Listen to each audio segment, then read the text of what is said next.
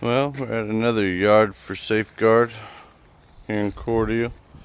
Grass is not real horrible here. It's definitely high. Get this one fixed up. The backyard is higher than the front.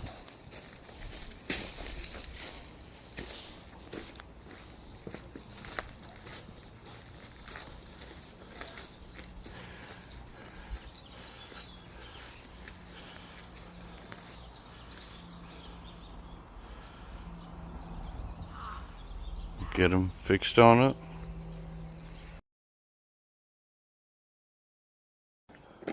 Well, got it all cleaned up. So as far as what the customer asked me to do, only mow and weed eat.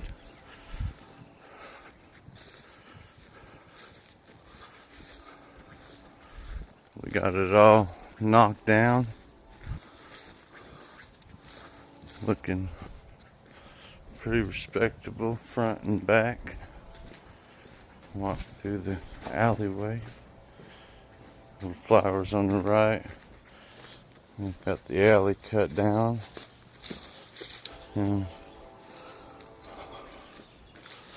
backyards all cut down. It was 74 inches tall.